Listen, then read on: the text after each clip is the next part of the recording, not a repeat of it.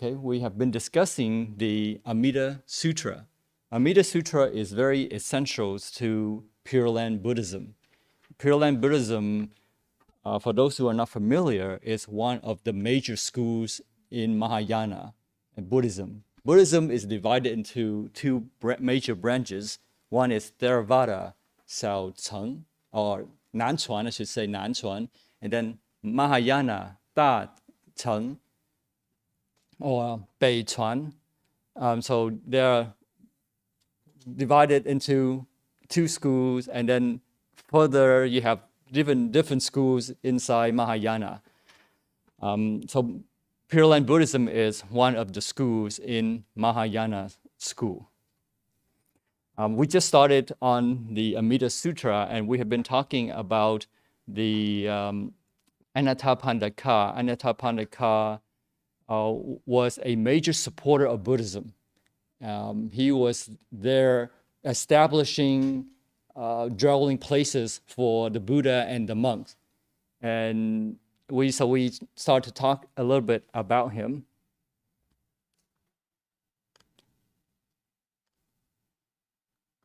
So Anathapindaka, his name is one who gives alms or helps those who need help, essentially. And according to the sutra, he met the Buddha later on, and then he became a sage. So we start to discuss what are the criteria to become a sage. So a sage is not somebody who's very remote, that we don't know anything about, and is unattainable and unreachable. But a sage is something or somebody that we could learn to become. So that's what are the criteria to become a sage. Just for a quick review, there are primarily three basic qualities that a person needs to cultivate in order to become a sage. These are fundamental criteria according to Theravada. One is called, the first one to eliminate is self-view.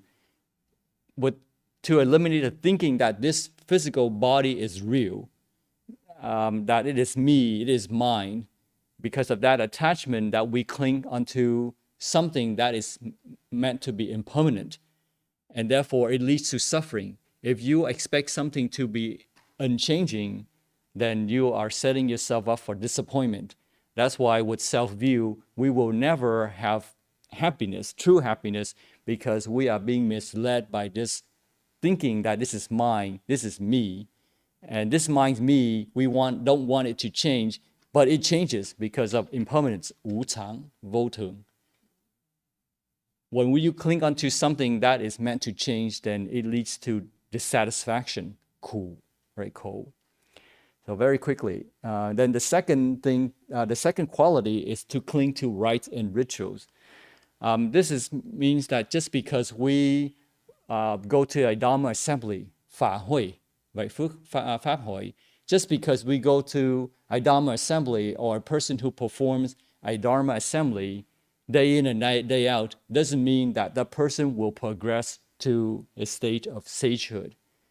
But what this means is that you cannot mechanically practice Buddhism, 形式, right, on the surface, but you actually have to change your consciousness, eliminate greed, anger, and delusion, to challenge ourselves to eliminate those negative qualities and to transform ourselves. So it's not just through a mere mechanical practice that we can attain sagehood. So that's what the second essentially means. Or depend on a God or somebody to save us. Depend on the Buddha, we pray to the Buddha for this and that. That's not what it means, but it means to actually put our learning into practice. The third one that we're going to spend today's discussions on is to eliminate skeptical doubt. A sage has to eliminate skeptical doubt. Doubt here doesn't mean that you don't know the principles, but doubt here is that a person is not making a commitment. Some days the practitioner is very diligent. The next day, he's not too diligent, and he may be regressing. So doubt about the Buddha and his teaching and the community, the Sangha, 僧团, Dangduang. And to eliminate this, we have to go through a process, meaning we have to incorporate our learning as part of our life. So let's, I'll want to go through here just a little bit, and then we come back to discuss what this means. So after the Anathapindika, on the following day, invited the Buddha for a meal, and he asked the Buddha how he should support the order, the Sangha. And the Buddha says that the enlightened ones, those are arhats, those who achieve enlightenment, love peaceful places. And Anathapindika answered, I understand. And he was overjoyed with the acceptance of the offer. So a happy spiritual life is one of peace and joy, but without craving. And that's what we want to spend today to discuss. What is that, what is spiritual life, and how can we live a life to eliminate doubt? Because with doubt, we cannot make progress. So in order to prevent retrogression, 不退转, 不退轉, we need to maintain our spiritual life. And this is telling us that one of the qualities what we need to maintain is to eliminate doubt so that we can make commitment to the spiritual pursuit.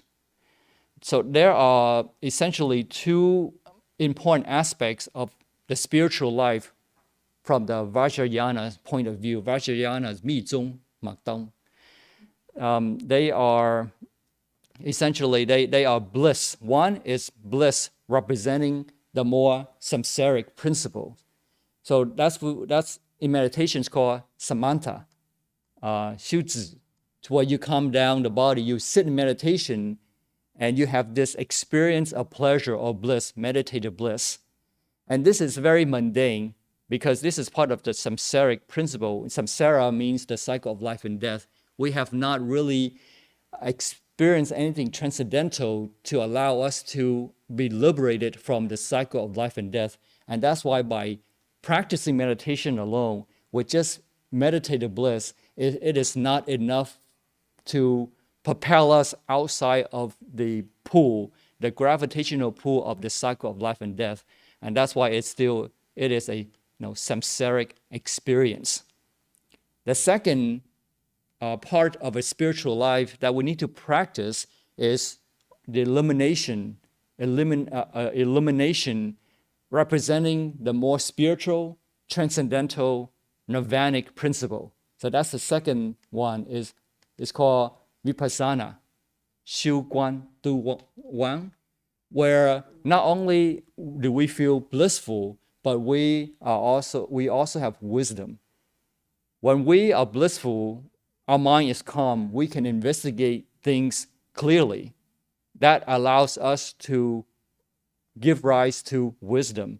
Because if you are busy and you're absorbed and you are emotionally driven, you will not be calm enough to see things clearly. Just like when we're in a rush, sometimes we miss things. Sometimes we become careless and we make errors, we make mistakes. So that is not wisdom because it leads to pain and suffering, dissatisfaction. But when we are calm, we see things clearly, we make decisions strategically to help us to grow.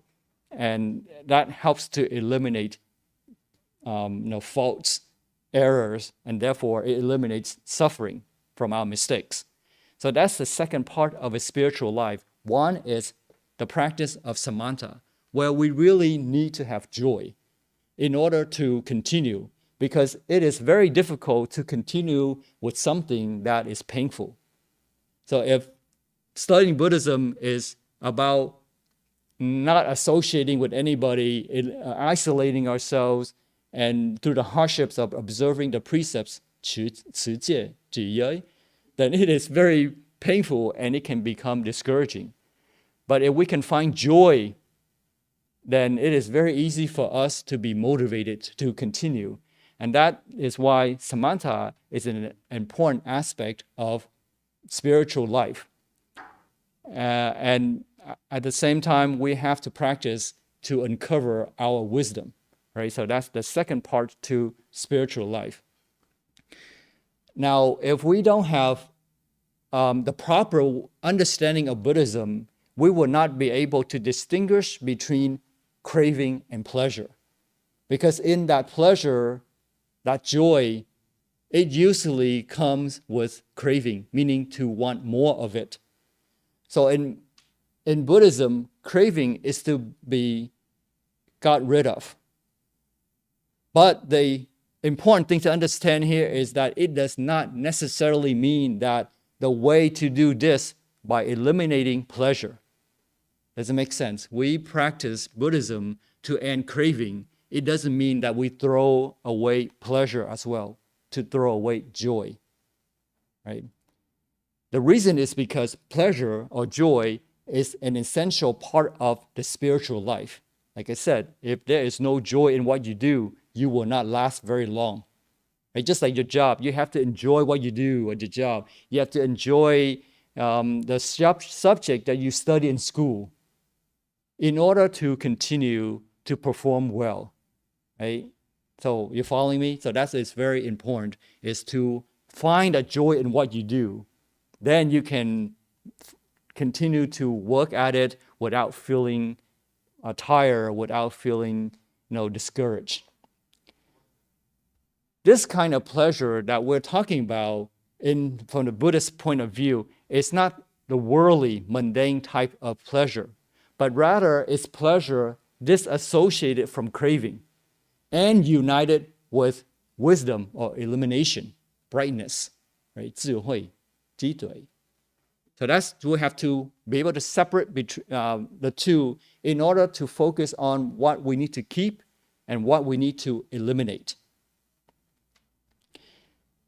And this position is difficult and even dangerous to say that we want to have joy in our pursuit, because it is open to rationalization.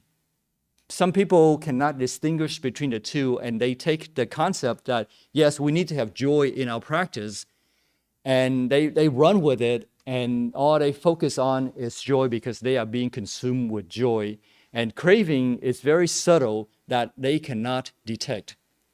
So this kind of thinking, this kind of rationalization that I need to have joy in my life in order to do something is a dangerous proposition, especially for those who do not have a strong foundation of cultivation, especially those who don't have deep understanding of the principles of Buddhism, and they're beginners essentially.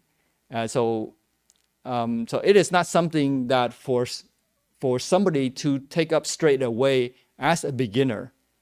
So you have to prepare yourself for it before you can say, yes, Buddhism is all about joy. It is all about joy, but we have to be careful that we distinguish between joy and craving, because otherwise we cannot distinguish between the two because they are very close. For example, if you want to buy something, a nice blouse or a car, when you want to buy something, that means you are anticipating joy, right? And so when you can purchase it because you have ability to do so, and after you purchase, you feel very joyful. But if we lose our awareness, then that joy turns into craving. We want more and more of it.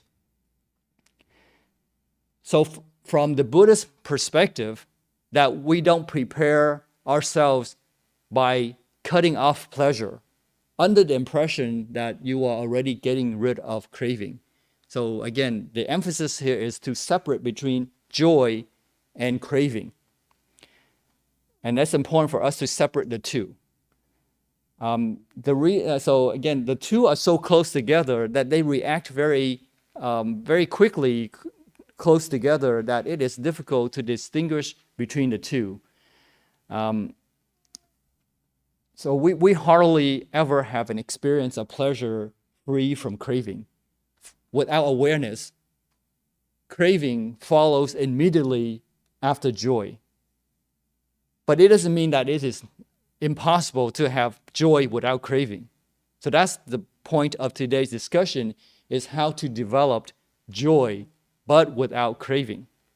So for example, you're in a park and you just see the beautiful trees, the beautiful flowers. So you enjoy what you see, but without the craving to want to pluck the flowers to make the flowers your own, right? So you don't make any use of it. You don't try to appropriate. You don't try to own it. You just enjoy the nature of it. So that is pleasure without craving. Does it make sense? You don't try to uproot it and bring it back to your home so that it becomes exclusively yours. But you enjoy the beautiful nature. Or when you're with your friends, you enjoy your company without trying to make the friendship exclusively yours. So that's pleasure without craving. So you just enjoy the company without being attached or selfish about it, without demanding that they be there all the time for you or such and such. So that's pleasure without craving. With craving arising, you start to demand for that time to keep you company, right? So that's now you start to expect things that sometimes even more than what they can provide as a friend. You demand more of the time, more of the attention. So that's pleasure with craving. Pleasure without craving is if they're available, you come together, you have coffee, you have a good time, and then when they have things to do, they move on, they do their own things, we do our own things. And then when we have time, we meet again without putting any kind of pressure or demand on the other person. Does it make sense? Right? So how do we separate pleasure and craving? So how do we separate pleasure and craving? One method of separating pleasure and craving is to practice limited or provisional asceticism. So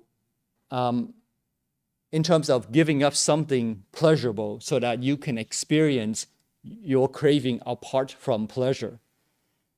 So when we go through denying ourselves, like we want to have a piece of chocolate, or we want to purchase a blouse, for example, our favorite nice shoes that we walk in the mall and we see. But at that moment, if you can deny your impulse to buy something, then you are experiencing, asceticism in the sense that you are denying yourself, right? So for, let's say, this is an example that you go on a 7-day retreat, 佛七, Phật thức, and when you go on and every day you like to eat chocolates, for example, you like to eat that chocolate cookies, and every day you need to have one or two, chocolate cookies to satisfy your craving. But then during the 7 days at the retreat, at the temple, you don't have chocolate cookies with you, but you crave your chocolate cookies. So during that time, you are denying your joy, in a sense, your craving. You're denying your craving. So when you go on a solitary retreat or a 7-day retreat or 佛七, Phật thức, you don't have your chocolate biscuits with you. So you are now separating pleasure and craving, right? So when you had your your cookies, you experience pleasure and maybe craving. But when you're in a retreat, you are now experiencing craving. Does it make sense? So you're separating between pleasure and craving so that you understand what it means to have joy and what craving is doing to your mind. So you will continue you will experience the continued craving for them, but without the pleasure of actually eating those cookies. So in this situation, you have separated craving from the pleasure, at least temporarily, for the 7 days that you're in a retreat. So again, you are training your mind to recognize what is pleasure and what is craving. Does it make sense? So provisional asceticism is a very difficult path. Denying pleasure and going because by denying our pleasure, we are going against the egoistic tendency, our egoistic drive to want something for ourselves. So that's not easy. But in the long run, you cannot get rid of craving simply by giving up pleasure. So during the 7 days, you may force yourself, bite your tongue so that you don't eat your favorite cookies, but you cannot continue like that for the rest of your life. Does it make sense? Right? So we have to find a better way. So that is just a way to allow us to separate between craving and pleasure, but we cannot continue that way for the rest of our lives. It won't work. We will eventually give up. It may last for 1 day or 7 days, but if you do that for months and months and months, or years and years and years, you will not last, because that self-denial will turn into pain and suffering. But we should not rationalize to say we should have all pleasure, because to give in to worldly pleasures is spiritually suicidal. It won't work that way either. To give in to pleasure by rationalizing that we need to have joy in order to practice Buddhism. So therefore, I need to go out and enjoy myself. So that will not work either. The better option is to conquer craving so that you can experience pleasure, even intense pleasure, without experiencing corresponding craving. By intense pleasure, there is nothing more intense than meditative bliss. According to the Buddha, in the world, our realms, we have the realms of desire, 欲界, 欲giới, and the realm of form, 色界, right? And then realm of formlessness, 无色界, 無色giới. In the realms of formlessness, they don't experience anything because they deny their consciousness. So they don't experience anything. But in the realm of form, the third level of jhana, 禅定, 定人, is the most pleasurable because it's very meditative. I like to go to museums, and if you ever been to a museum, like the Simon Norton Museum, he was a very successful businessman, and he had so much money from his business. But then as he grew older, he realized that the experience of arts, the aesthetic pleasure, joy of learning about arts, took over his materialistic joy. So from that, I realized that when you practice spirituality, it gives you a sense of pleasure that money cannot give you. Cars cannot give you. All the materials in the world cannot give you. At the beginning, I like to, if you observe the world, at the beginning, money it has a linear correlation, meaning to happiness. More money, more happiness.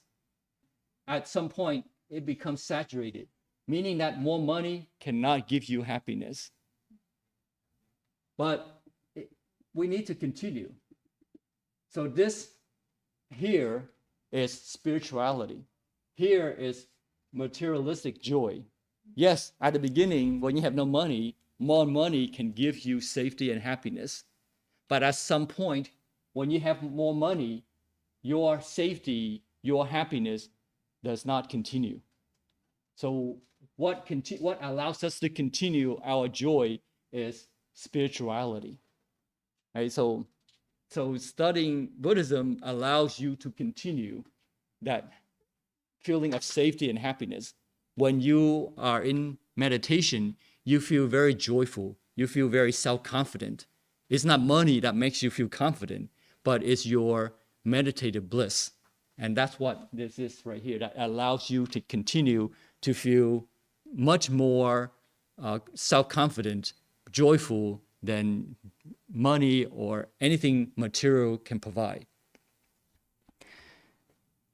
So pleasure without craving, what is that? What is pleasure without craving? It's hard to describe. You will have to experience it yourself. But it's kind of like very unburdened. It's guilt-free, unrushed, non-grasping. You don't have to try to appropriate, to own it. For example, or where pleasure with craving is like you need to have it, and there is fear in losing it, right? You need to get it right away. There's a rush in trying to acquire it. And when you have too much of it, you have guilt. Yeah, you have guilt. That's like you try to buy something and then you end up not wasting a lot of money. You feel guilty about it. So that's craving, pleasure with craving. But pleasure without craving is unburdened. You don't feel there's a pressure of having to have that happiness. You don't feel guilty when you are enjoying it. Some people feel guilty when they are happy, right? They feel like, oh, there must be something wrong. Why am I, all of a sudden, why am I so happy and joyful? So they feel guilty that they are having a good time, that they are, they have no worries. But the kind of pleasure without craving is you can be carefree without feeling guilty. Does it make sense? And you don't have to try to protect it from losing it. It is very easy to fool ourselves about this if the focus is more on pleasurable religious life than on wisdom. So that's why when we practice samatha meditation to calm down the mind, we have to also elevate our wisdom. Otherwise, we get stuck and it turns into a trap where we become, we cannot separate ourselves from pleasure and craving. We should be advised to not realize that in order to propagate the Dharma, for example, that we need positions, recognition, or social contacts, and ease and comfort, and a good life, a good time in order to practice Buddhism or to propagate the Dharma, Buddhism. But we should be careful to avoid confusing between pleasure and craving. Right? If we have craving for positions and recognition in propagating the Dharma, we may be able to bring the Dharma to a lot of people and they get their attention, but without actually practicing it ourselves, we will not be able to change them in a positive way. We will not be able to lead them to bring spiritual benefits to them. Does it make sense? So when we yes, it's good to have positions and power, but we should be careful to separate between are we rationalizing it to feed our egoistic needs, or we're using it as a tool to help propagate Buddhism. If craving is there, then greed and hatred are not far behind. Right? When we have craving, we want to have something. It usually leads to greed. We want more and more of it. And if we don't have it, it leads to anger, hatred. So by separating craving and pleasure, it helps us to win craving. So when we can live a spiritual life with pleasure but without craving, that kind of experience is unburdened, right? Guilt-free, unrushed, and non-grasping, right? 不执着, right? Craving drives people to want more and more of it. So therefore, there's grasping, 执着, 執着. And then the other side of it is that there's fear of losing it. For example, let's say a person who's in love. And so when you see your object of desire, you feel very happy. And therefore, you want to see that person even more. So the pleasure with craving is that it wants you to have more and more of it, to experience more and more of it. So that's pleasure with craving. But what happens when one can't have their object of desire? It leads to disappointment and dissatisfaction. So pleasure, with pleasure and craving combined, during the pursuit, there is restlessness wanting to have more and more of it, and there is fear of losing it. So the end is invariably dissatisfaction, because the object of desire can never fulfill the bottomless craving. Right? Nobody has the resources nor the energy to meet such demand. So the whole point of what I'm trying to say here of doubt here is that to overcome doubt, we need to have commitment to maintain long-term, and to maintain long-term commitment, we need to have spiritual life that is enjoyable. But it's important that we separate joy and craving. So when we temporarily deny ourselves from our impulses, then we are experiencing that dissatisfaction. That helps us to recognize craving. Does it make sense? So true spiritual life is joyful without craving, without grasping, without fear. So these are the three qualities of a sage. And when they are a sage, they enter the realm of non-retrogression, 不退转, 不退转. Therefore, they can eliminate suffering forever and prevent backsliding to the lower realms of suffering. So let's quickly summarize this part before we move on. There are three qualities. One is to eliminate self-view, and that is to eliminate self-view by not seeing this body as permanent, that it is mine, because if we depend on something that is meant to change, then it leads to dissatisfaction, suffering. Therefore, that is not a state of mind of a sage. The second is not clinging to rites and rituals, where we cannot just mechanically perform rituals or attend a ceremony or just read a book, a Buddhist book, without understanding what it is and without applying it in our lives. This third is to eliminate skeptical doubt, and that is to have commitment. Commitment to ourselves, commitment to our spiritual goals. So Anathapindika, with these three qualities, became a sage. In Theravada, he's called a stream entrant, Rulio, Nyaplu. So that's like the first level of a sage. So continuing on with Anathapindika, he invited the Buddha, and he asked the Buddha how he could support the monks and the Buddha. So the Buddha said, he would like to have a peaceful dwelling place for the monks to practice. So Anathapindika searched for an appropriate location for the monastery. And then he came upon a very beautiful forest, which belonged to Prince Jeta, the son of King Pasenadi. So Anathapindika wanted to buy this forest, but of course the prince did not need money, so he was jokingly said to, initially he denied the request to purchase, but then he was jokingly saying to Anathapindika, saying, okay, if you want to buy this piece of land, then take all your gold coins, and wherever that you can lay, that I will sell that to you. So he was so happy, he thought the prince was serious, so he brought his gold to the forest, and Prince Jeta said, I was just kidding. He said, nope, you're a prince, I'm going to hold you to your words.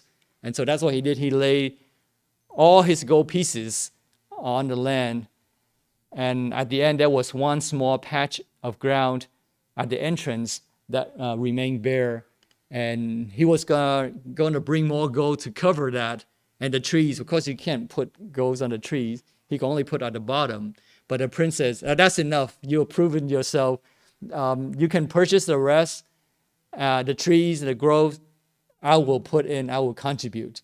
And so therefore the name is the Jeta Park. That's what it's called.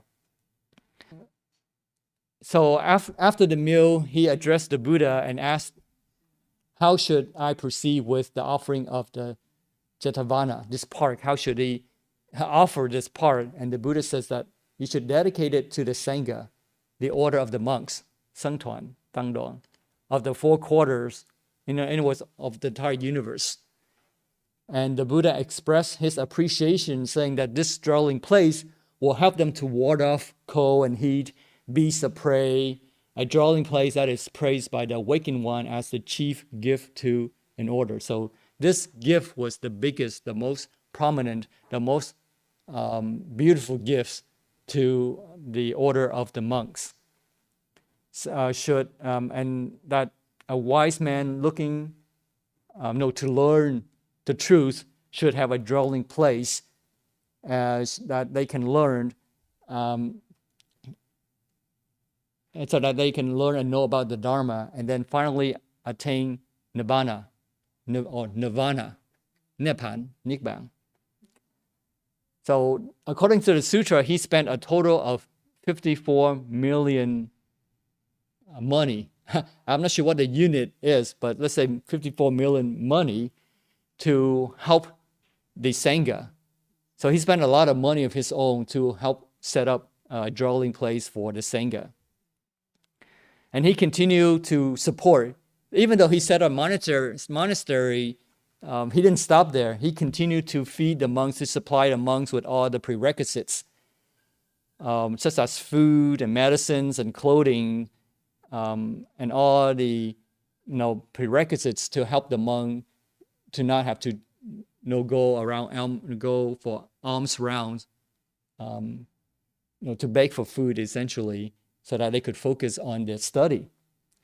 When King Pasenadi learned about Anathapindika's generosity, he wished to duplicate that effort. So he asked his servants to distribute food, but he quickly found out that the monks did not want to go to his distribution of food to receive food. And what happened was that when the servants gave out food, they did not give with respect. They saw those monks as beggars, so they did not give with respect. So the monks did not continue to go there, but they kept coming to Anathapindika. And so the Buddha explains that when we give, we should give generously and we should give respectfully. And so that's a lesson for all of us. When we go to give to the homeless, but we should not see them as homeless, but we should see them as providing us an opportunity to cultivate merits, 修福, right, through food. The Buddha says that even sour rice gruel becomes sweet when given by a friend. So the gift is not as important as the spirit of giving. The spirit of giving is more important. So the way of presenting a gift is more important than the gift itself. Anathapindika may be very rich, but his wealth was not inexhaustible. In fact, at the end, he lost all of his wealth, or he spent all of his wealth. One way was that it was swept away by a flash flood and washed into the ocean. So his wealth was a portion of his wealth was it disappeared. Another way that he lost his wealth by loaning his money to people who did not pay him back. And then another portion was that he spent money building monasteries and feeding the orders of the monks and providing the prerequisites. So at the end, he became a poor person, and he could only live modestly. So there was a spirit that lived in the 7-story palace in his place, and the spirit did not like the fact that the owner of the place was now a poor person. So the spirit appeared in his supernatural aura, during the night to persuade Anattapannika to stop giving. But the Anattapannika says, no, stop the nonsense. I only see three treasures: the Buddha, the enlightened one, the Dhamma, or the teaching or the truth, and the Sangha, the order of the noble disciples. So San Bao, Tam Bao, right? The Buddha, the Dhamma, and the Sangha.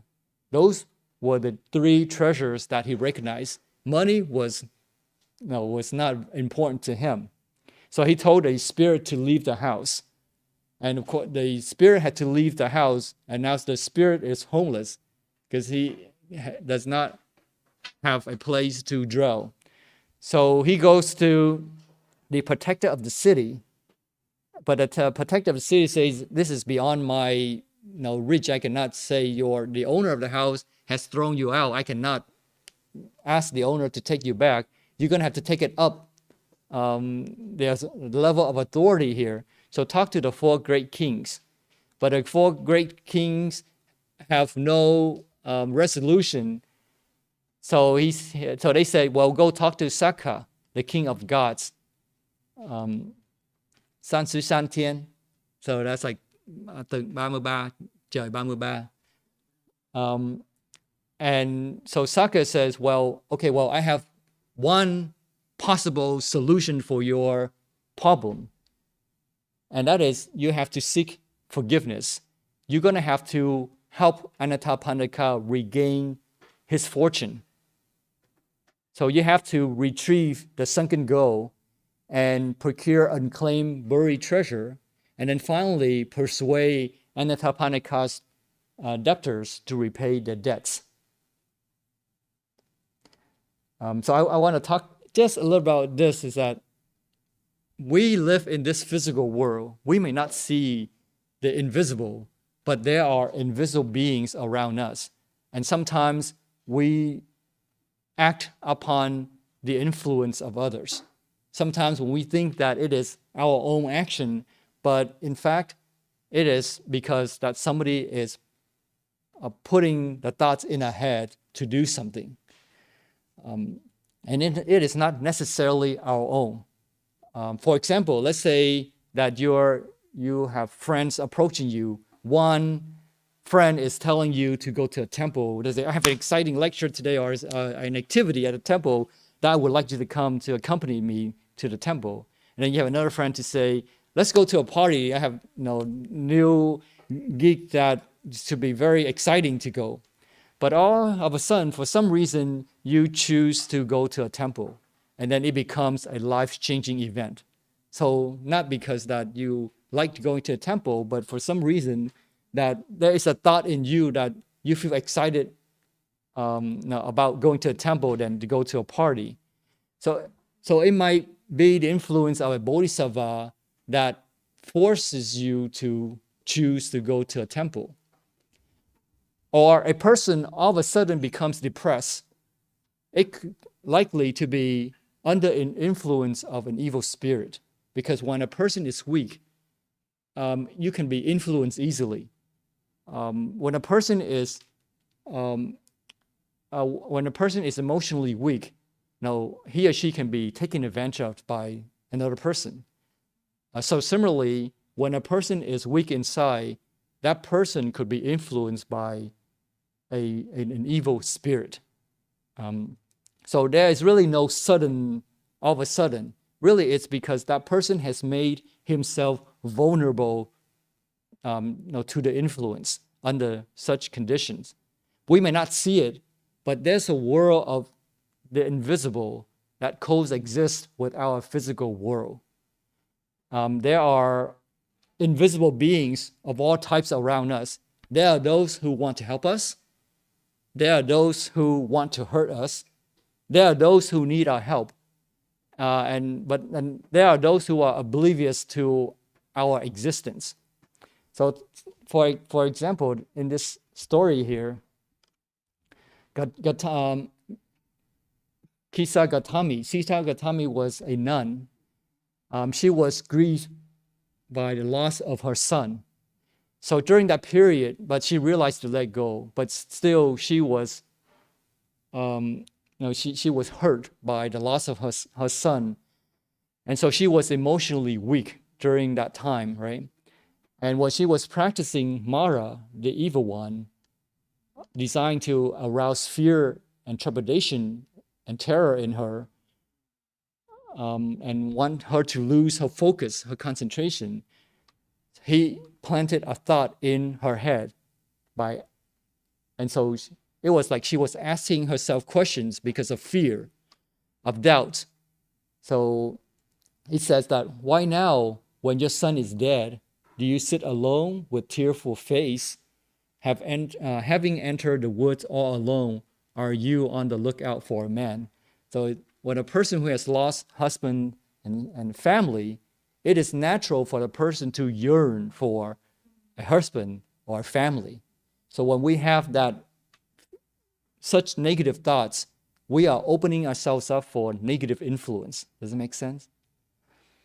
So anyways, so I'm not just basing this on my own thinking, but from the sutras, that when we are vulnerable, we should be very careful that we can be under the influence of some negative energy. I was talking to someone who had been going through a lot of pain in her life. And she said that one day she was in her office and there was a client in her office walking past by her office. And he stopped and he looked at her and he said to her that, I sense something wrong about your office. And I think that, and I strongly suggest that you shift your desk by a few degrees. So that's what he said to her. And she thought to herself, who is this weirdo, giving me such a weird suggestion, shifting my desk a few degrees? Now it's not straight anymore. It's like, it's now misaligned with the office. And even so, from a stranger, a strange person giving a strange suggestion, a strong suggestion.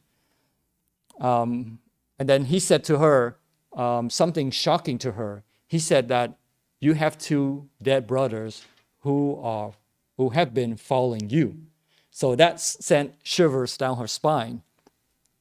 But he didn't believe him. He went back, but that thought was of curiosity to her. So he went back and talked to her brother about asking whether, because he had heard of her mom talking about a brother who had passed away, but they didn't talk much about it. So she went back to the brother and asked the brother to confirm. And the brother said that, yes, they did have two elder brothers who had died many years before. She was little, so she didn't know them. But yes, there had been two brothers who had passed away, but they did not have a proper burial. So it turned out that that stranger was a feng shui master. And he explained that the reason that they followed her was because she was strong enough for them to depend on. And so that's why they follow her. And in my thinking, it is not impossible that they may have given her troubles, perhaps to try to communicate with her, right? And possibly causing her pain in order to call for her attention to help them, because they couldn't have a way to communicate. One way is to cause troubles and pain to call for attention. It's just like how a person becomes a mischief because to call attention. Right? A person who just dressed in a very antisocial way is really to call for attention without asking for help. So it's possible that they were suffering in the spiritual realm and they were causing her problems in order to call for attention. So at the end of the conversation, I think she said that she went back to give them a proper burial. And so he said that her life is now happier. And I told her that I was happy that things were working out for her. But after she did that it really made a big difference in her life. in the Western society, people don't think about serving or helping those who have passed away, right? To them, death is the end. But that's not the case in Buddhism. Death is not the end. Until we become enlightened, our consciousness will always look for environment to dwell and to depend on, either physically or spiritually. So until we have found a place to rely on, our minds will never be at ease. We always have the desire to find a place of belonging. So after they passed away, especially those who lack merits or karmic rewards, 福报, they are always hoping that their family members would do something to help them, either to make offerings to them or to dedicate merits, to do good deeds and dedicate merits to them so that they could be helped. So this is explained very clearly in the Earth Store Bodhisattva Sutra, 地藏经, right? 跟碟档. So this brings up 2 points, and I will close today's lecture with these 2 points. I may go over by a few minutes, so hopefully that shouldn't be a problem. But I want to bring up 2 points from this. Is that the first point is that the importance of cultivating merits ourselves. So not having to depend on anyone to dedicate merits to us. So we should be able to help ourselves. We don't want to be stuck in a situation where we have lost the ability to help ourselves out of our own situations. So not only have enough, but we should have abundant merits, 福报, so that we can give to others. We have more than enough to give to others, those who are in need. So we should practice giving, 布施, bodhi, on a regular basis, giving of wealth, of time, of knowledge, and fearlessness, so that we ourselves can be empowered to help ourselves and others. So that's the first point, right? We don't want to be in a situation, whether physically or spiritually, or physical realm or a spiritual realm, that we are helpless. So the one way of getting out of that helplessness is to have karmic rewards, 福报. So that was the first point. The second point I want to make is that death is not the end. In the book entitled The Brain That Changes Itself by Dr. Norman Deutsch, I talked about it last time, he encountered many types of patients. And he said that it's easier to cure a patient when the doctor can locate the pain. For example, if you have pain in your arm, then the doctor can diagnose, right? Can either give you physical therapy or can prescribe medications to help treat the pain in your arm. But what happens if the patient is an amputee? For example, like a soldier who has lost his arm in battle, and his arm is no longer there, but he still feels pain. How do you treat pain in an arm that is no longer there? So he may have lost his arm, and years after the incident, the soldier can still feel the pain or even the itch of the pain that he used to experience. But the arm is no longer there. But the pain to him is very real, and it causes him suffering and mental distress because he cannot cure the pain. But the pain is real, even though the arm is no longer there. So how can you give him physical therapy or medicine to treat an arm that's no longer there, that does not exist?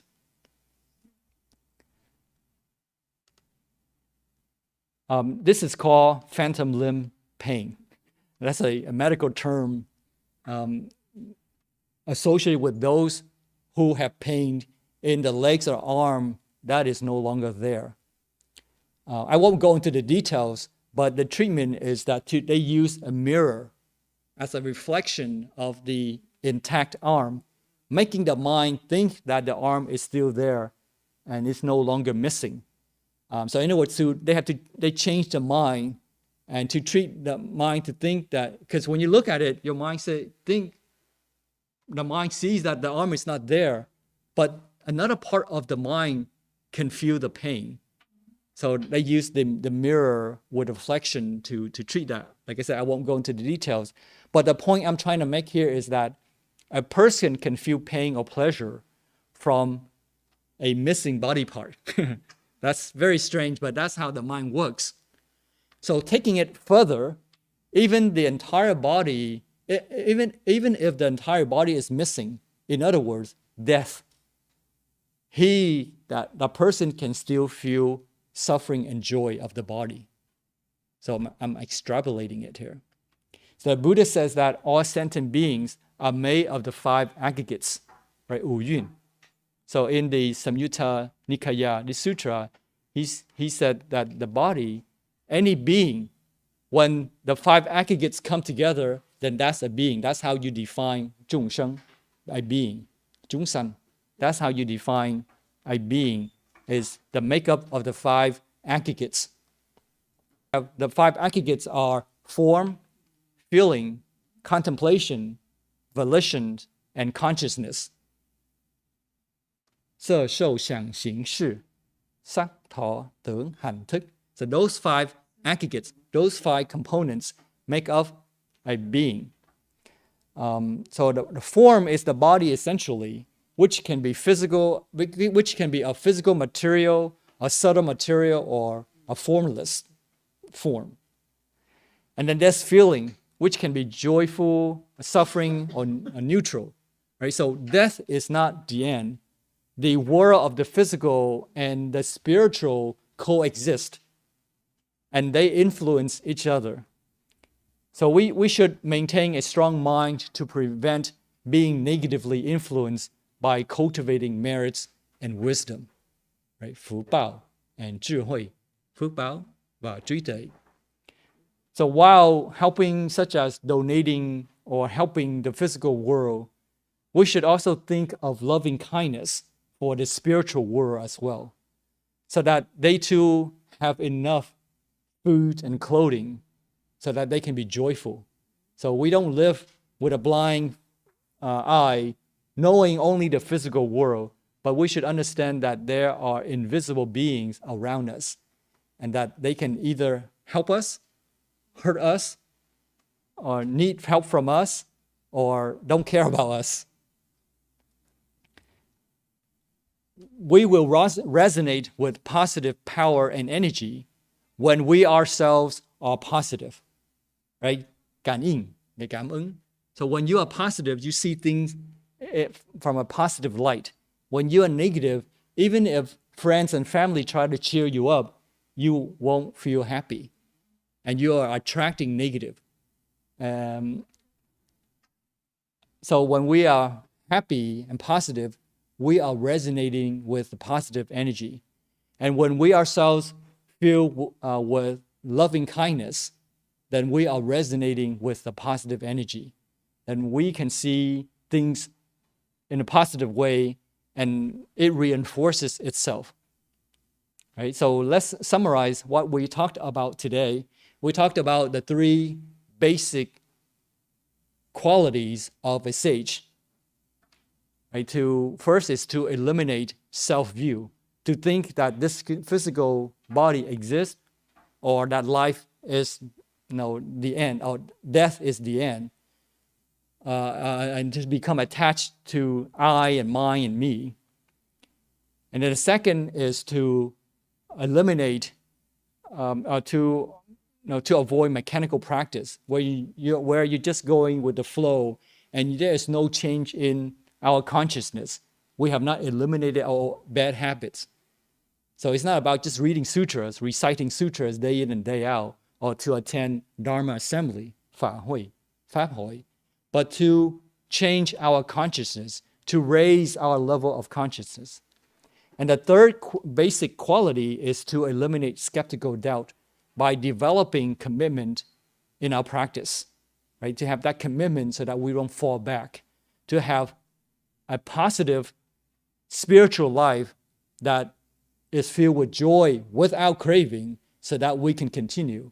Without joy, it is very difficult to proceed. Right? So have commitment and be positive. Okay? All right, so we will end here today. Then we will continue again in a couple of weeks for the rest of the sutra. So we have quite a little bit more interesting things to share with you. But any takeaway that today, if you remember anything, is to have commitment in what you do and to be positive, to lead a positive life. Because that is joy without craving allows you to continue without falling into a trap of craving. Because craving leads to selfishness, leads us to wanting to appropriate to become attached. 执着, 執着.